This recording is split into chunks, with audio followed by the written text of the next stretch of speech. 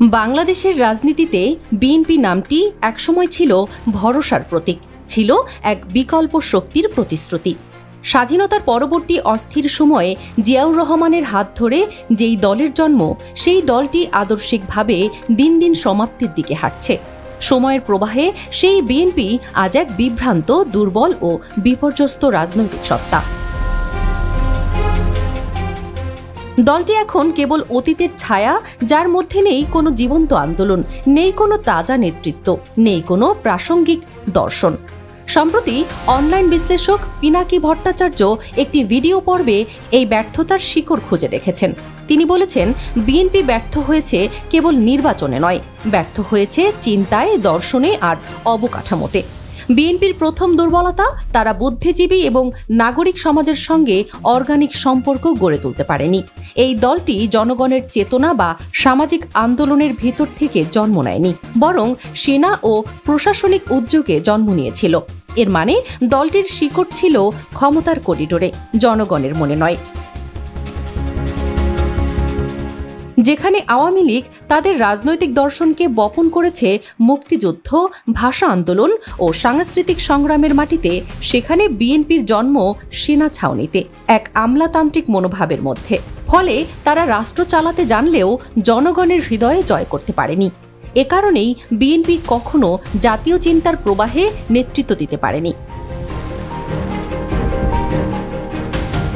তারা সরকারের চেয়ারে বসতে পেরেছে, কিন্তু সমাজে কোনো আদর্শিক ধারা সৃষ্টি করতে পারেনি। আর এই ঘাটতিটাই আওয়ামী লীগ কাজে লাগিয়ে তাদের ভাবধারাকে জাতীয় বয়ানে পরিণত করেছে। দ্বিতীয় দুর্বলতা হল বুদ্ধিবৃত্তিক নেতৃত্বের বদলে প্রশাসনিক নেতৃত্বের প্রাধান্য। বিএনপি শুরু থেকেই বুদ্ধিবৃত্তিক ভিত্তি গড়ে তুলতে ব্যর্থ হয়েছে। জিয়াউর রহমান নিজে সামরিক পটভূমির মানুষ ছিলেন, তার চারপাশে ছিলেন মূলত প্রশাসনিক এবং আমলাতান্ত্রিক চিন্তার লোকেরা। ফলে দলটির অভ্যন্তরে চিন্তা, দর্শন বা মতাদর্শের জায়গা পায়নি। যেখানে রাজনীতি হওয়া উচিত ছিল জাতীয় চিন্তার লড়াই, সেখানে বিএনপি সেটাকে বানিয়েছে অফিসিয়াল ডিসিপ্লিনের খেলা। ফলে তারা একদল দক্ষ প্রশাসন তৈরি করেছে বটে, কিন্তু কোনো দার্শনিক নেতৃত্ব, কোনো চিন্তাশীল রাজনৈতিক আদর্শ তৈরি করতে পারেনি। এই কারণেই বিএনপি ক্ষমতায় এলে তারা রাষ্ট্র চালাতে পারে, কিন্তু রাষ্ট্র ভাবতে পারবে না। তৃতীয় দুর্বলতা হল ইসলামী রাজনীতির সঙ্গে সাংস্কৃতিক বিচ্ছিন্নতা। বিএনপি সবসময় ইসলামী ঘরানার রাজনীতির সঙ্গে এক ধরনের রাজনৈতিক সমঝোতা রেখেছে। তারা জানত বাংলাদেশের জনমতে ইসলামের প্রতি গভীর অনুরাগ আছে, তাই সেই ভোট ব্যাংকে আকৃষ্ট করাটা রাজনৈতিকভাবে জরুরি। কিন্তু সমস্যা হলো, তারা কখনোই ইসলামী সংস্কৃতি বা নৈতিকতাকে নিজেদের রাজনৈতিক সংস্কৃতিতে একীভূত করতে পারেনি। ফলে একদিকে তারা জামায়াত বা ইসলামী ঘরানার সঙ্গে জোট করে রাজনৈতিক সুবিধা নিলেও অন্যদিকে সাংস্কৃতিক ও নৈতিক ক্ষেত্রে তাদের নিজেদের অবস্থান অস্পষ্ট রয়ে গেছে।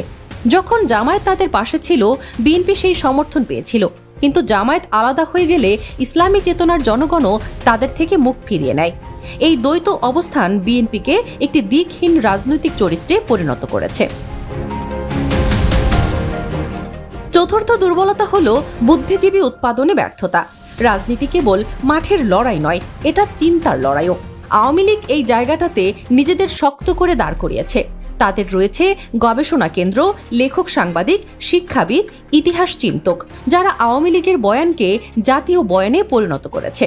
অন্যদিকে বিএনপি ক্ষমতায় থেকেও নিজেদের চিন্তা বা গবেষণার জন্য কোনো প্রতিষ্ঠান গড়ে তুলতে পারেনি। তাদের নেই কোনো শক্তিশালী থিঙ্ক ট্যাঙ্ক, নেই কোনো নীতিগত গবেষণা কেন্দ্র, নেই কোনো ধারাবাহিক বুদ্ধিজীবী চর্চা। ফলে রাষ্ট্রবিজ্ঞানের ময়দানে বিএনপি পুরোপুরি নিষ্ক্রিয় থেকেছে, আর আওয়ামী লীগের ধারণাই হয়ে গেছে দেশের একমাত্র রাষ্ট্রদর্শন। এই ব্যর্থতাই বিএনপিকে একটি বুদ্ধিশূন্য প্রশাসনিক সংগঠনে রূপান্তর করেছে। পঞ্চম দুর্বলতা, মধ্যবিত্ত শ্রেণীর সঙ্গে সম্পর্ক গড়ে না তোলা। বাংলাদেশের রাজনীতিতে মধ্যবিত্ত শ্রেণী হল চিন্তার চালিকা শক্তি, পরিবর্তনের মূল চালক। এই শ্রেণীর সঙ্গে আওয়ামী লীগ যেমন সাংস্কৃতিক ও ঐতিহাসিক সম্পর্ক গড়ে তুলেছে, বিএনপি তেমন সম্পর্ক গড়ে তুলতে পারেনি। তারা বারবার সমাজের এলিট শ্রেণী বা সুবিধাভোগী গোষ্ঠীর আশ্রয় নিয়েছে।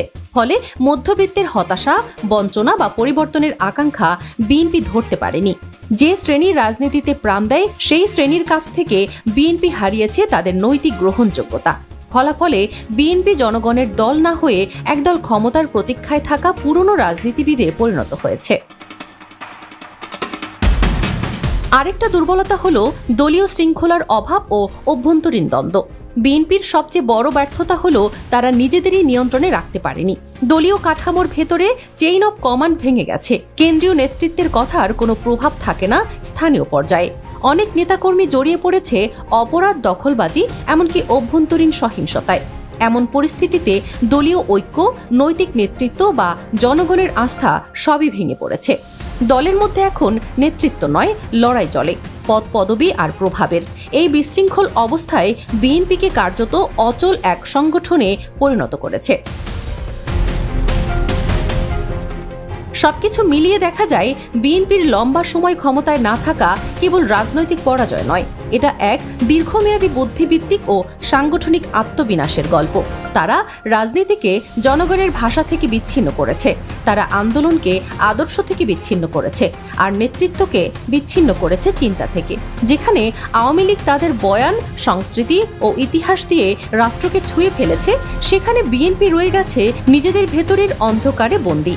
ফলে আজ বিএনপি অসংখ্য নেতার দল হলেও আদর্শিকভাবে বাংলাদেশের রাজনীতিতে এক হারিয়ে যাওয়া সম্ভাবনার নাম।